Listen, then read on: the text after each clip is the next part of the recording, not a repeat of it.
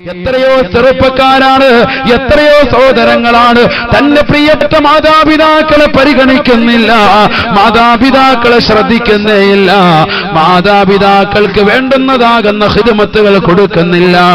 പ്രവാസ ലോകത്തേക്ക് പോകണമെന്ന് ഉമ്മയോട് പലവട്ടം ദുആ ഇറക്കാൻ ആവശ്യപ്പെട്ടപ്പോ പ്രായമുള്ളതാകുന്ന പ്രിയപ്പെട്ട ഉമ്മ സയ്യിദ് ഉസ്താദിന്റെ മക്ബറയിലേക്ക് അരി നേർച്ചയാക്കി, ഭക്ഷണം നേർച്ചയാക്കി, അവരുടെ കയ്യിലുള്ളതാകുന്ന സമ്പത്ത് നേർച്ചയാക്കി യാസീനുകൾ ഓതി ഖത്മുകൾ ഓതിയിട്ട് ഉമ്മ ദുആ ചെയ്യുകയാണ്. അല്ലാഹുവേ പടച്ചറബ്ബേ, ഈ സയ്യിദ് ഉസ്താദിന്റെ ബറക്കത്ത് കൊണ്ട് എന്റെ പ്രിയപ്പെട്ട പൊന്നുമോൻ എത്രയും പെട്ടെന്ന് ഖൈറായ വിസ കിട്ടണേ അല്ലാഹ്, ഖൈറായ ജോലി കിട്ടണേ അല്ലാഹ്.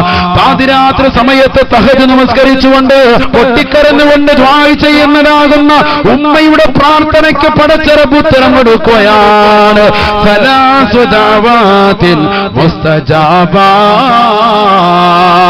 ഹബീബായ നബി തങ്ങൾ ഓർമ്മപ്പെടുത്തിയില്ലയോ, 3 കൂട്ടരുടെ പ്രാർത്ഥനകൾ ഉത്തരമുണ്ട് സാബ. അതിലൊന്ന് ദഅവത്തുൽ വാലിദി അലൽ വലദി, മാതാപിതാക്കൾ മക്കൾക്ക് വേണ്ടി ദുആ ചെയ്യലാണ്, മക്കൾക്ക് വേണ്ടിയുള്ള ദുആ ആണ്. തന്റെ പ്രിയപ്പെട്ട മക്കൾക്ക് വേണ്ടി മാതാപിതാക്കളെ ദുആ ചെയ്യണേ ചെയ്യണേ. പിരാങ്കട്ടയിലുള്ള ഉമ്മ ദുആ ഇറക്കുകയാണ്. പടച്ചറബ്ബേ, എന്റെ പ്രിയപ്പെട്ട പൊന്നുമോന് നീ ആഫിയത്ത് കൊടുക്കണേ അല്ലാഹ്, നീ ദീർഘായുസ് കൊടുക്കണേ അല്ലാഹ്, ഖൈറായ നിലയ്ക്ക് നല്ലൊരു വിസവന് കൊടുക്കണേ അല്ലാഹ്. ഒരാഴ്ച കഴിഞ്ഞില്ല, അവന്റെ കൂട്ടുകാർ മുഖേന ഖൈറായ ഒരു ജോലി അവന് തരപ്പെടുകയാണ്. അവൻ ഖത്തറിലേക്ക് പോവുകയാണ്, അവൻ കുവൈറ്റിലേക്ക് പോവുകയാണ്, അവൻ USA പോവുകയാണ്, അവനതാ സൗദിയിലേക്ക് കടക്കുകയാ. അവന്റെ പ്രിയപ്പെട്ട മാതാപിതാക്കളെ ഒറ്റക്കാക്കിയിട്ട് അവനതാ പ്രവാസ ലോകത്തേക്ക് പോവുകയാണ്. എന്റെ പ്രിയപ്പെട്ട ചെറുപ്പക്കാരാ, നിന്റെ പ്രിയപ്പെട്ട മാതാപിതാക്കള് ഒറ്റയ്ക്ക് ആണ് എങ്കിൽ അവരെ സന്തോഷിപ്പിക്കലല്ലാതെ, അവരുടെ പരിപൂർണ അനുമതിയല്ലാതെ നീ യാത്രയ്ക്കൊരുങ്ങരുതേ, ഒരുങ്ങരുതേ. പരിശുദ്ധമാക്കപ്പെട്ടതായ ജിഹാദിന് വേണ്ടി പോലും അല്ലാഹു റസൂൽ അനുവദിച്ചിട്ടില്ല, റസൂലുള്ള അനുവദിച്ചിട്ടില്ല. പോകരുതേ, വരരുതേ, നിങ്ങൾ മാതാപിതാക്കൾക്ക് ഖിദ്മത്തെടുക്കണമെന്ന് നബിയുനാ റസൂലുള്ളാഹി. മാതാവിന്റെ ദുആ കാരണമായി പ്രവാസ ലോകത്തേക്ക് പോകാൻ കഴിഞ്ഞ സഹോദരൻ 22 വയസ്സുള്ള സഹോദരനാണ്. 3 കൊല്ലം കഴിയുമ്പോൾ തിരിച്ചു വന്നുകൊണ്ട് വിവാഹാലോചന നടത്തുകയാണ്. നല്ല ഒരു തറവാട്ടിൽ നിന്ന് തറവാട്ട് മഹിമയുള്ള പെൺകുട്ടിയെ വിവാഹം കഴിച്ചുകൊണ്ട് അതിലൂടെ ദാമ്പത്യ ജീവിതം നയിച്ചുകൊണ്ട് അവളെ ഗൾഫിലേക്ക് കൊണ്ടുപോവുകയാണ്. അവന്റെ കൂടെ തന്നെ ഫ്ളാറ്റിൽ താമസിപ്പിക്കുകയാണ്.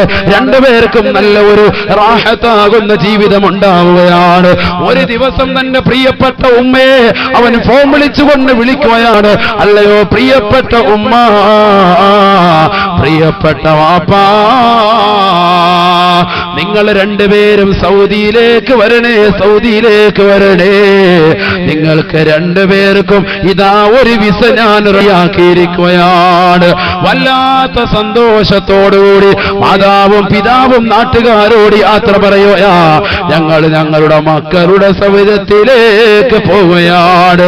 മകൻ വിളിച്ചിട്ടുണ്ട്, എന്റെ പ്രിയപ്പെട്ട മരുമകളുടെ ചാരത്തേക്ക് ഞാനിതാ പോവുകയാണ്, അവളുടെ കൂടെയാണ് ഇനിയുള്ള കാലഘട്ട ജീവിതമെന്ന് പറഞ്ഞുകൊണ്ട് നാട്ടുകാരോട് യാത്ര പറയുന്നതായ പാവപ്പെട്ട ഉമ്മ അവസാനം ഫ്ലൈറ്റ് കയറി സൗദിയിൽ വന്നുകൊണ്ട് ഫ്ലൈറ്റ് ഇറങ്ങി തൻ ഫ്ലാറ്റിലേക്ക് വന്നുകൊണ്ട് കതക് തുറന്നു നോക്കുമ്പോ അല്ലാ, തന്റെ മരുമകളാ പരിപൂർണ ഗർഭിണിയാണ്.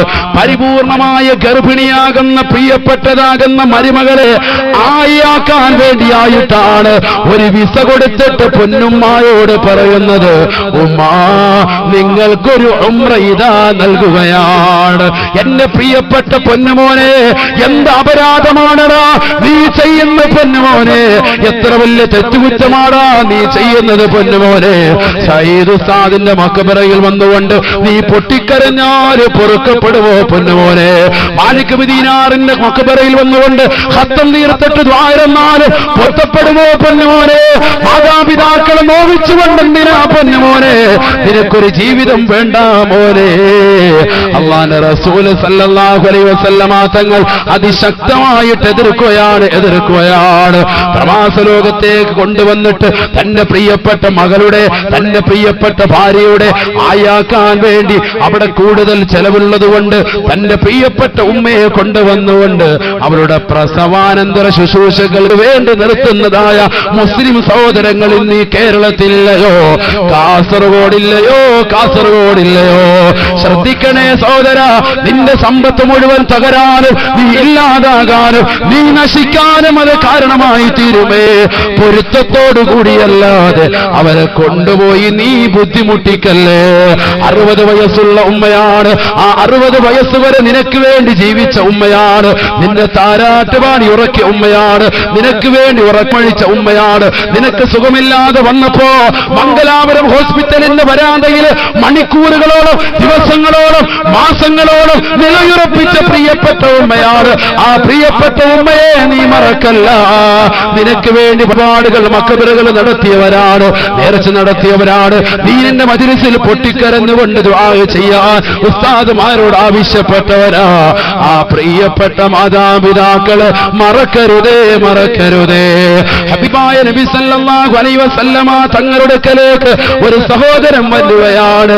നബിയോട് പറയുകയാ, ഇന്നി ഉരീദുൽ ഹിജ്റത മഅക യാ റസൂലല്ലാഹ്. നബിയേ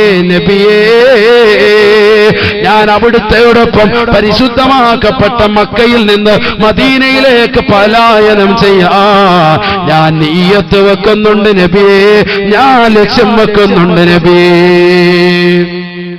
ഹബീബായ തങ്ങൾ പറഞ്ഞു, നീ ഇന്ന് പോയിട്ട് നാളെ വരിക, ഇന്ന് പോയിട്ട് നാളെ വരണേ എന്ന് പറഞ്ഞുകൊണ്ട് അദ്ദേഹത്തെ പറഞ്ഞേക്കുകയാണ്.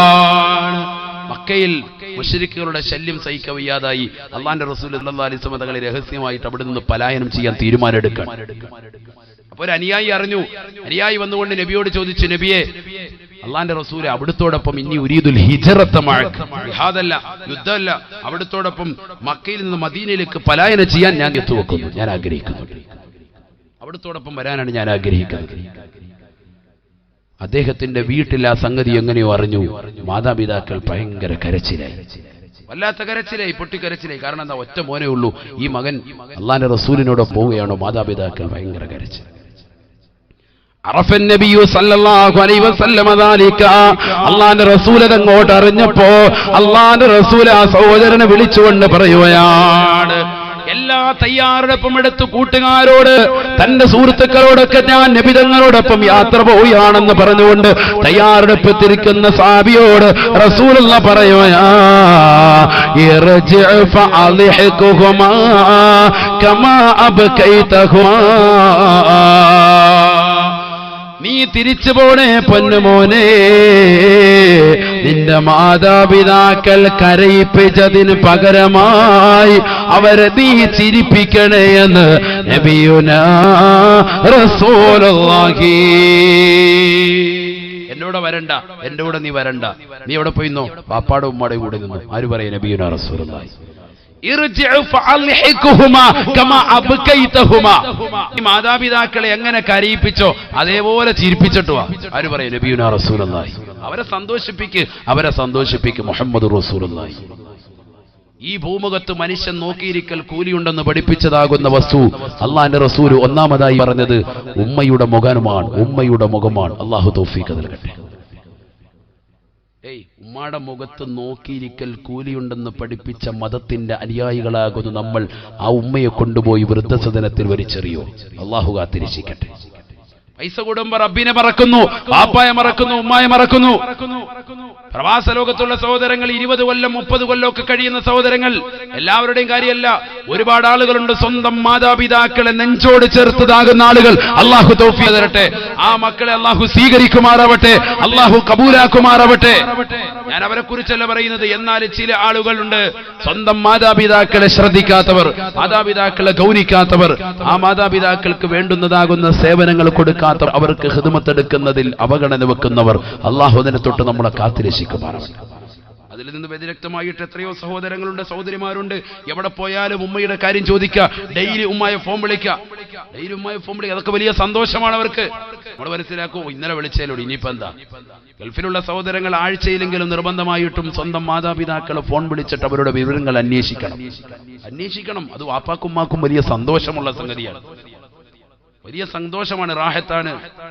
ഇത് പലരും ശ്രദ്ധിക്കുന്നില്ല. ശ്രദ്ധിക്കണം. അള്ളാഹു തൗഫീഖ് നൽകട്ടെ.